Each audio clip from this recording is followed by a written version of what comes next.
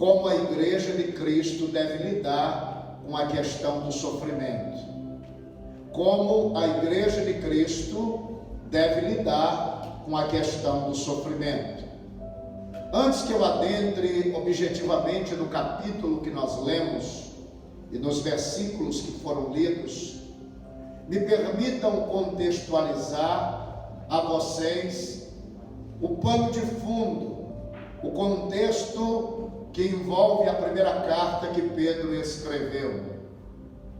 Como bem diz o texto desta epístola, no capítulo 1, versículo 1, esta carta ela foi escrita por Pedro, o apóstolo de Jesus Cristo, aquele que na Bíblia Sagrada também é chamado de Simão e também é chamado de Cefas.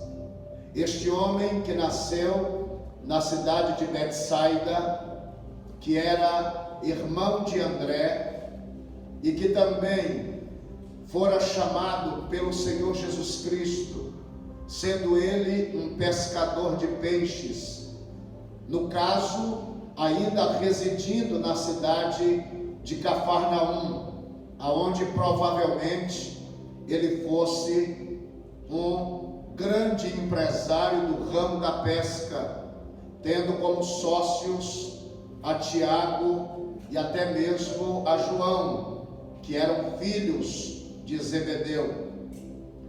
A Bíblia Sagrada vai nos mostrar, e alguns indicadores desta epístola também nos permitem compreender, que o apóstolo Paulo, ele escreveu esta carta, e ele diz aqui no capítulo 1, no versículo 1 e 2, quem são as pessoas para quem ele remete esta carta. Ele escreve aos estrangeiros dispersos no Ponto, na Galácia, na Capadócia, na Ásia e na Bitínia. Nós estamos falando de 5 províncias romanas que ficavam na região norte e na região leste e oeste da Ásia Menor, que atualmente no mapa geográfico mundial constitui o espaço da Turquia, ali no Oriente e até mesmo na Europa, considerando que a Turquia, parte dela está no Ocidente, parte dela está no Oriente. O apóstolo Pedro, então, ele escreve esta carta a estes irmãos, e escreve, claro, esta carta para os demais irmãos, porque Pedro diz aqui, aos estrangeiros e aos dispersos. Por isso que esta carta também é considerada uma carta universal, uma carta escrita a toda a igreja daquele tempo, assim como a todos os tempos. Pedro a escreve, estando ele provavelmente na cidade de Roma. Ele estando ali, escreve esta carta universal aos cristãos, em um momento em que os irmãos, especialmente que estavam no Império Romano, os irmãos que estavam geograficamente no Império Romano, estavam sendo alcançados por uma dura perseguição. Esta carta, pastor Josimar, provavelmente foi escrita por volta do ano 64 até o ano 67. Lembremos-nos que no ano 64, Nero, que era o imperador de Roma, havia ordenado que Roma fosse incendiada, e ele colocou a culpa deste incêndio nos cristãos que estavam ali em Roma. Não à toa o apóstolo Pedro cita nesta carta o fogo da perseguição. Ele também diz que os irmãos não devem estranhar a ardente perseguição, porque esta situação que aconteceu na cidade romana, o fato de Nero, que era o imperador, ter ordenado que Roma fosse incendiada, e o fato dele ter colocado a culpa nos cristãos, fez com que os cristãos daquela época fossem considerados como malfeitores. Também Pedro cita essa questão, dizendo que os irmãos haviam sido caluniados, eles haviam sido acusados injustamente de serem malfeitores. Esse era o contexto desta carta. Os irmãos estavam passando por um duro e por um difícil momento da sua vida. E o apóstolo Pedro, no discorrer desta carta, usando aquilo que era próprio quando se escrevia uma epístola, Pedro começa a aliar o aspecto doutrinário ao aspecto prático da vida cristã. Pedro começa a falar da doutrina da Trindade, da doutrina da fé, da doutrina da salvação, da doutrina de Cristo, mas Pedro não deixa de aliar a essas questões a fé e a prática dos cristãos daquela época. Dentre os muitos assuntos que Pedro trata nesta epístola, Pedro vai nos trazer um assunto que é muito próprio para esse momento, porque o apóstolo Pedro vai começar a falar de como é que um cristão, como é que a igreja deve lidar com a questão do sofrimento. O apóstolo Paulo usa aqui, irmãos, nesta carta, um verbo que é muito comum, o verbo padecer.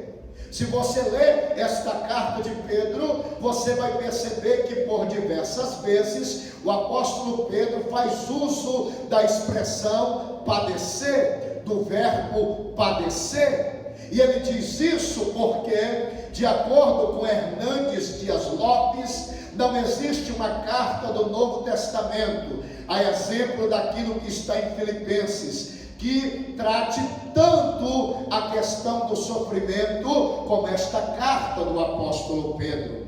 Razão pela qual, no capítulo 1, versículo 6, o apóstolo Pedro usa a expressão contristados. No capítulo 1, versículo 7, Pedro usa a expressão prova da vossa fé. Capítulo 1, versículo 11, Pedro fala, testificando os sofrimentos que a Cristo haviam de vir. Ainda dentro deste contexto, o apóstolo Pedro vai mostrar exatamente toda esta situação de sofrimento que envolve os cristãos naquele momento, razão pela qual no capítulo de número 2, o versículo 19, ele diz, sofra agravos padecendo injustamente. Capítulo 2, versículo 20, ele fala, sois afligidos e sofreis. Capítulo 2, versículo 21, mais uma vez ele usa o verbo padecer. A mesma coisa acontece no capítulo 3, versículo 18, quando Pedro usa a expressão padecer. Capítulo 4, versículo 1, Pedro por duas vezes, uma vez mais, usa o verbo padecer. Então, pastor Lucimar, vamos entender o contexto. Os cristãos estavam sendo perseguidos. Esta não era uma perseguição local, era uma perseguição geral. Nero havia ordenado que os cristãos que estavam no contexto geográfico do Império Romano, que eles fossem perseguidos. Estes irmãos, agora perseguidos, muitos deles estavam desorientados, não sabiam o que deveriam fazer, não sabiam como agir dentro daquele contexto de sofrimento. E eu digo a vocês, esta mensagem é uma mensagem muito oportuna, porque tem muito crente na atualidade se questionando, alguns até encampando pensamentos equivocados, dizendo que Deus esqueceu da humanidade, que Deus virou as costas para a humanidade, que Deus não está se importando com a humanidade diante de todo este contexto de sofrimento, de mortes, de perdas que nós estamos vendo. Então os contextos, eles são semelhantes, Mas o que Pedro tem a nos dizer acerca deste assunto, o que Pedro tem a nos dizer a respeito do sofrimento, e olhando para o texto que nós acabamos de ler, nós vamos aprender algumas coisas muito importantes. A primeira lição que Pedro me ensina é que a igreja deve compreender que o sofrimento faz parte da realidade humana e cristã. Pois senão, olhemos o capítulo 4, versículo 12. Eu pedi que, se por gentileza for possível, você fique com o seu texto aberto. Hoje é um culto de ensino. O pregador que está dentro de mim está querendo pulsar mais forte do que o ensinador, mas eu vou tentar aqui ensinar a vocês nesta noite, e por isso eu peço que você fique com a sua Bíblia aberta, para que nós acompanhemos os textos bíblicos que serão fundamentais para essa exposição. Então vejamos, capítulo 4, versículo 12, o apóstolo Pedro diz assim: amados, não estranheis a ardente prova que vem sobre vós, para vos tentar, como se coisa estranha vos acontecesse. Então a primeira coisa, pastor Giovanni Neres, que o apóstolo Pedro nos ensina, é que o sofrimento, ele faz parte da realidade humana e também faz parte da realidade cristã.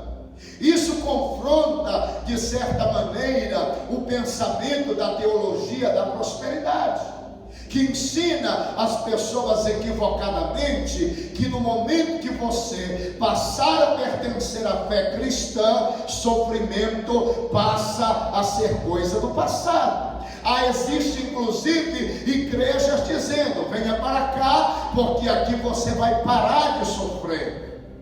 Mas a realidade é o seguinte: em nenhum momento da Bíblia você vai encontrar a Escritura fazendo esse tipo de afirmação.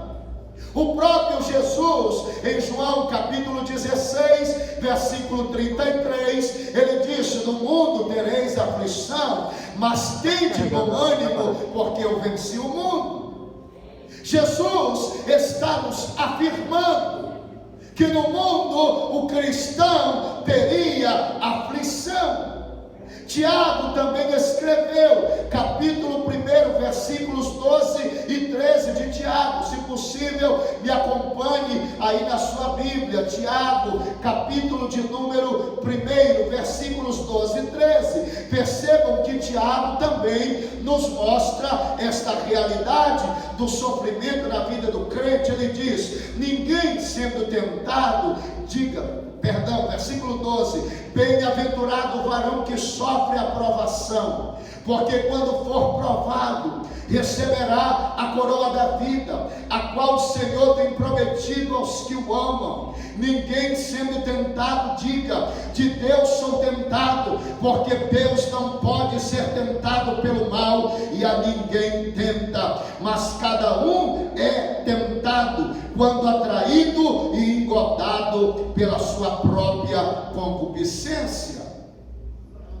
Então percebam que Tiago está nos afirmando que o sofrimento fará parte da vida do cristão, de sorte que aquele que for provado e aprovado é considerado pela Escritura como sendo bem-aventurado, o que significa muito feliz.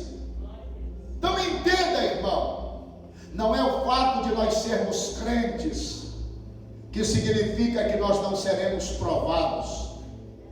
Jesus ordenou que os discípulos atravessassem o lago de Genezaré, o mar da Galileia, o lago de Tiberíades. Quando eles chegaram no meio desta travessia, a Bíblia diz que uma grande tempestade se levantou contra os discípulos. Primeira coisa que eu quero que você aprenda, e que muitas vezes os crentes não percebem: o fato de estar no centro da vontade de Deus não te isenta de passar pelas tempestades da vida. Mesmo estando no centro da vontade de Deus, você pode ser provado por Deus. Segunda coisa, o fato de Jesus estar no teu barco não significa que você não será açoitado pelas ondas, pelo vento e pelas tempestades da vida. Irmãos, lá no Amapá, nós perdemos crentes muito bons, pessoas tementes a Deus, que foram vítimas desta Covid. Pessoas que amavam a Deus, temiam a Deus. Aprenda uma coisa: o sofrimento faz parte da realidade humana e também da realidade cristã. A segunda coisa que Pedro me ensina neste texto é que a igreja deve compreender que o sofrimento por amor de Cristo é um privilégio. Abra aí a sua Bíblia de novo, capítulo 4, versículo 13. Pedro diz: mas alegrai-vos no fato de serdes participantes das aflições de Cristo, para que também na revelação da sua glória vos regozijeis e alegreis.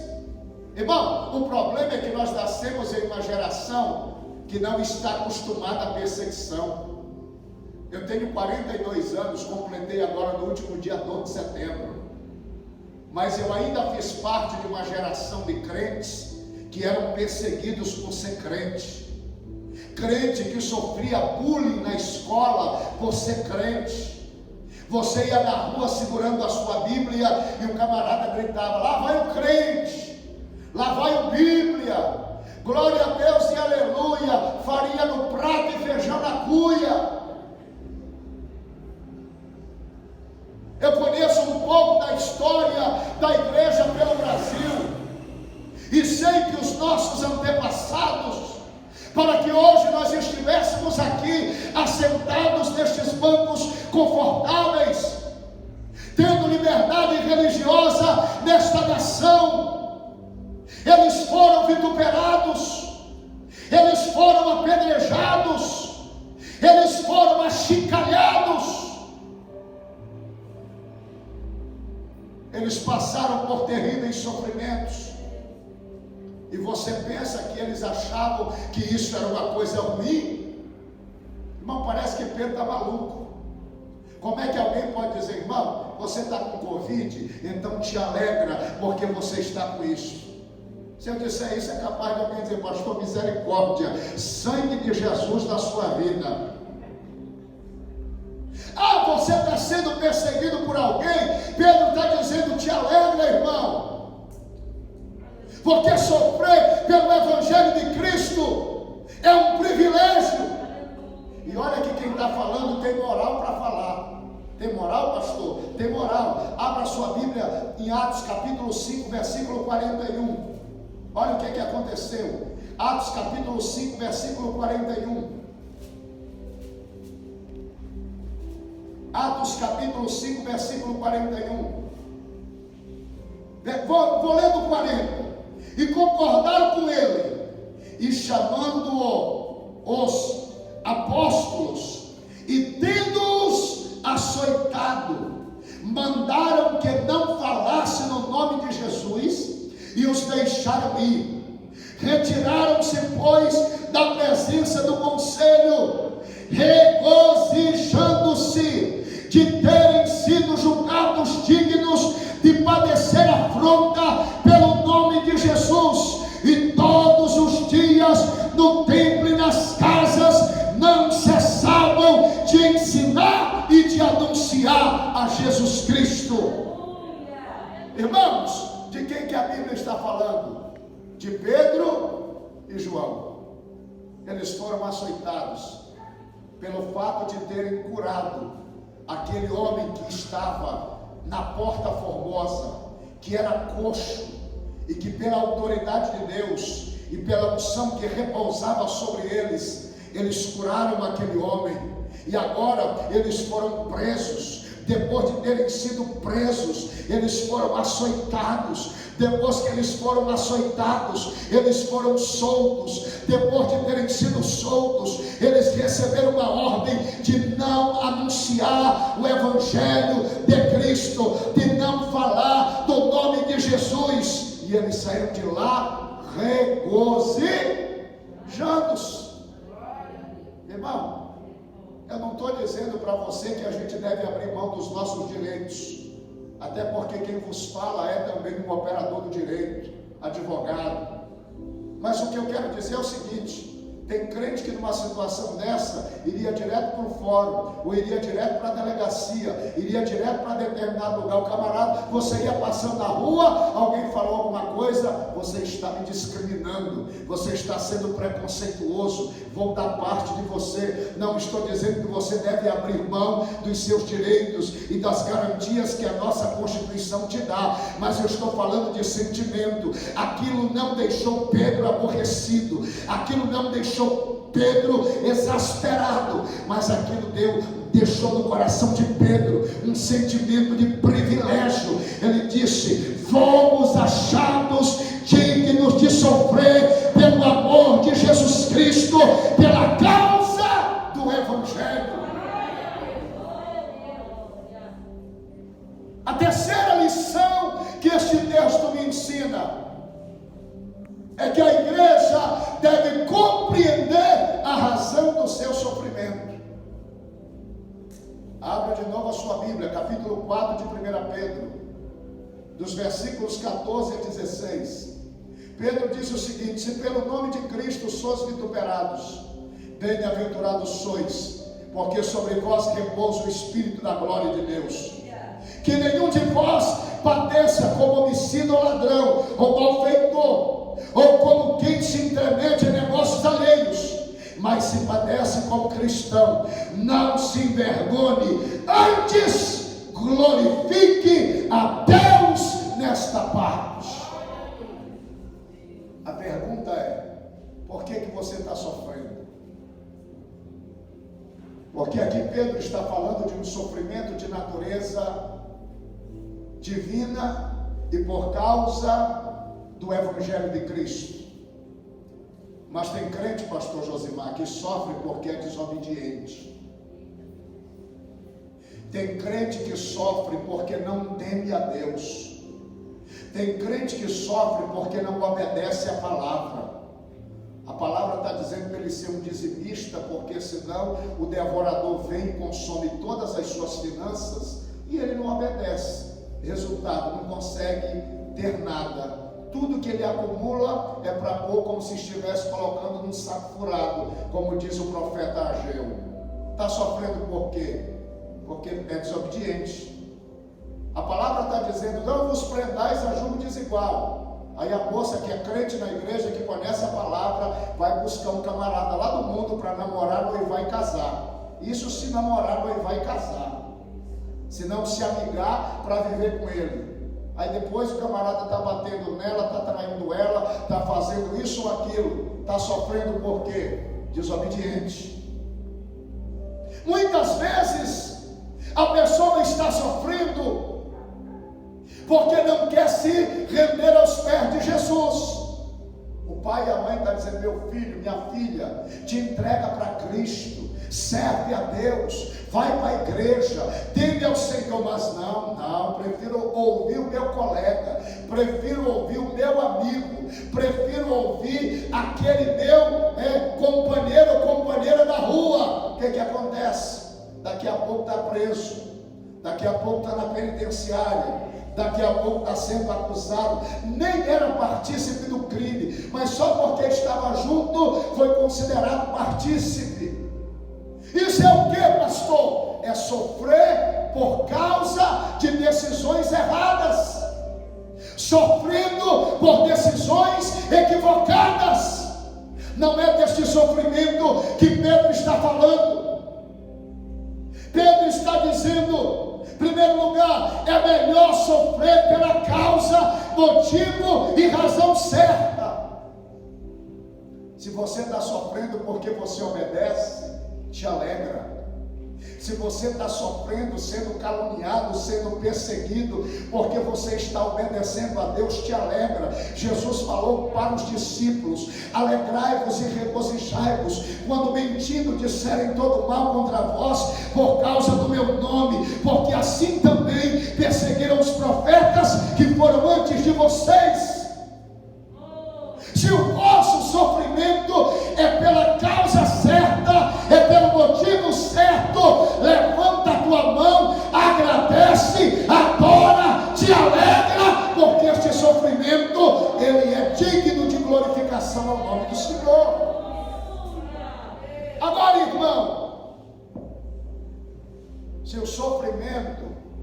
por causa de desobediência, é por causa de falta de temor, é por causa de decisões erradas. Só existe uma forma de você sair desse sofrimento: obedece, faz o caminho de volta, entrega a tua vida para Cristo, seja temente a Deus, vive de acordo com a palavra, segue o conselho dos teus pastores, segue o conselho dos teus pais, porque uma coisa é sofrer pelo amor de Cristo, outra coisa é sofrer por causa de desobediência, de falta de temor. Em quarto lugar, eu aprendo com Pedro que a igreja deve compreender que o sofrimento desta vida redundará em recompensa. Volte lá no texto, versículo 15: que nenhum de vós padeça como homicida ou ladrão, ou malfeitor, ou como o que se intromete em negócios alheios, mas se padece como cristão, não se envergonhe, antes glorifique a Deus nesta parte. E o versículo 13 diz: alegrai-vos no fato de serdes participantes das aflições de Cristo, para que também na revelação da sua glória vos alegreis e regozijeis. Irmãos, aquele sofrimento que nós passamos por amor de Cristo redundará para nós como recompensa diante da presença do Senhor. O que diz Apocalipse capítulo 3 e o versículo de número 11? Eis que venho sem demora, perdão, o 10: como guardastes a palavra da minha paciência, também eu te guardarei da hora da tentação que há de vir sobre todo o mundo, para tentar os que habitam sobre a terra. Eis que venho sem demora, guarda o que tens, para que ninguém tome a tua coroa. A palavra de Deus é certa, a palavra de Deus, ela é objetiva, a palavra de Deus, ela é assertiva. E ainda aqui em Apocalipse está escrito: ser fiel até a morte, e dar-te-ei a coroa da vida.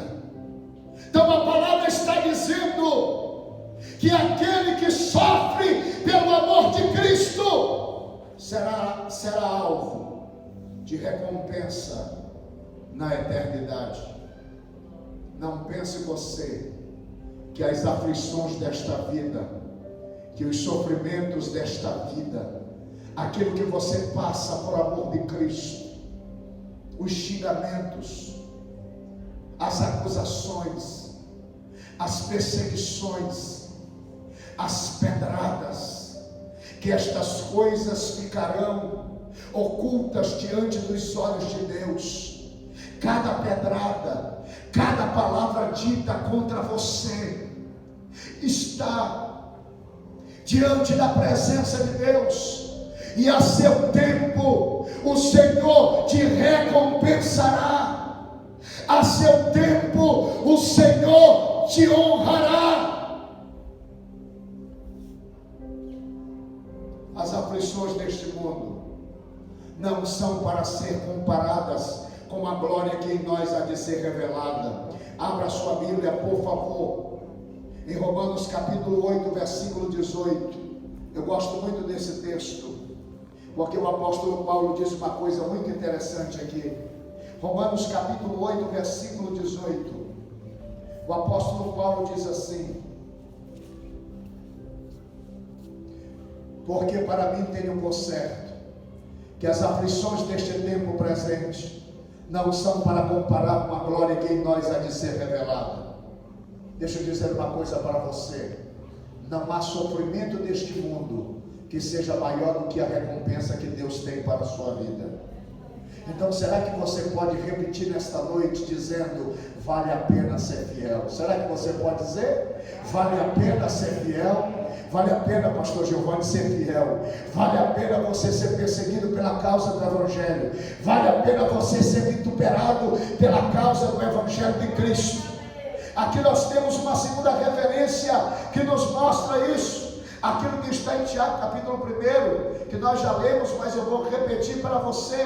Tiago capítulo 1, versículo 12. Abra de novo a sua Bíblia lá, para lembrar mais uma vez deste texto, para você não mais esquecer aquilo que a palavra de Deus está nos ensinando. Capítulo 1 e o versículo de número 12 diz que bem-aventurado o varão. Sabe o que quer dizer bem-aventurado? Muito feliz, muito feliz é o varão que sofre a provação, porque quando for provado, receberá a coroa da vida, a qual o Senhor tem prometido aos que o amam. E Apocalipse 2:10, aquele texto que eu citei: ser fiel até a morte, e dar-te-ei a coroa da vida.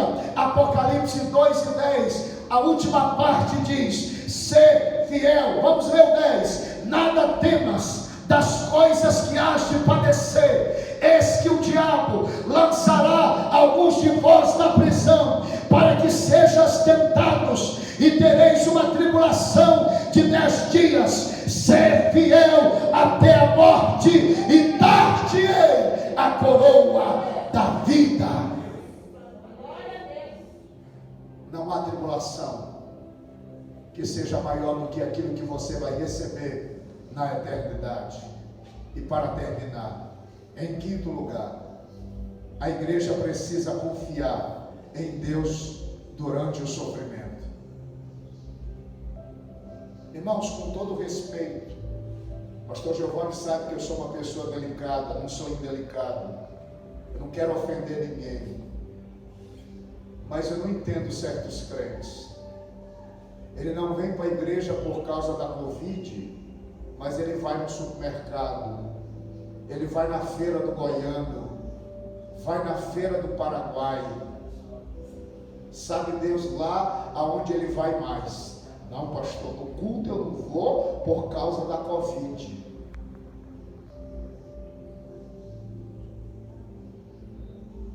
Irmãos, a palavra de Deus é a verdade.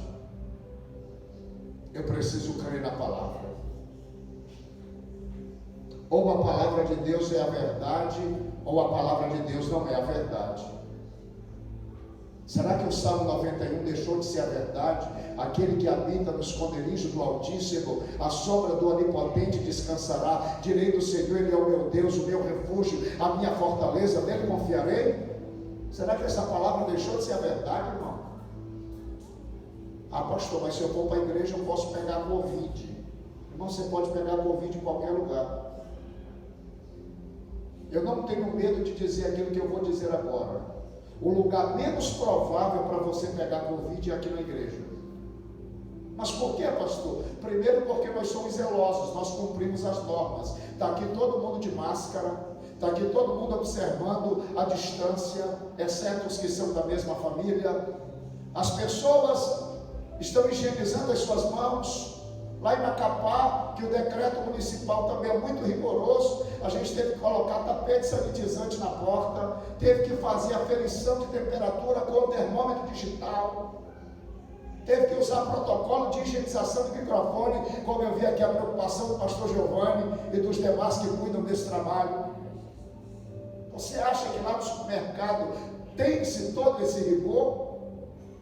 Você acha que na feira do Goiano tem todo esse rigor, irmão? Você acha que a cada quilo de alimento que o camarada pega para ver o preço e depois devolve para a prateleira, vai lá um funcionário passar álcool naquele produto? Então que história é essa, irmão? Nós temos que aprender a confiar em Deus em qualquer circunstância da vida. Disseram para Pedro: ei, se você não quiser apanhar de novo, não fale mais no nome de Jesus. Sabe o que Pedro fez? Mas me importa obedecer a Deus do que aos homens. Nós obedecemos às leis. Eu não estou pregando aqui anarquia contra as autoridades, mas aquilo que afronta a minha fé, eu prefiro ficar com aquilo que eu creio, prefiro ficar com aquilo que a palavra me ensina.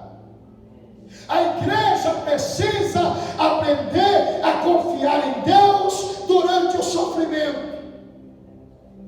Irmãos, a Bíblia diz lá em Hebreus, pastor Giovanni, capítulo 11, Hebreus capítulo 11, que Abraão confiava tanto em Deus, que ele acreditava que das cinzas Deus podia ressuscitar a Isaac. Você sabe o que é isso, irmão?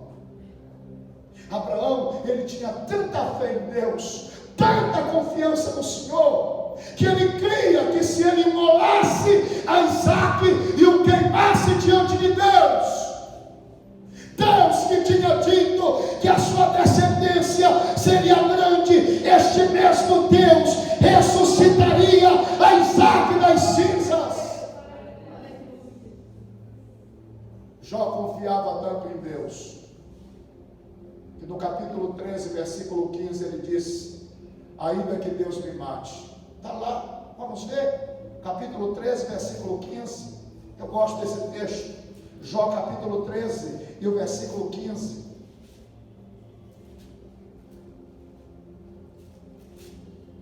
Pense aqui que Jó está com Covid, ele está com saturação 80, já está prestes a ser entubado, e alguém chega com ele e diz: Jó, tu ainda crê em Deus?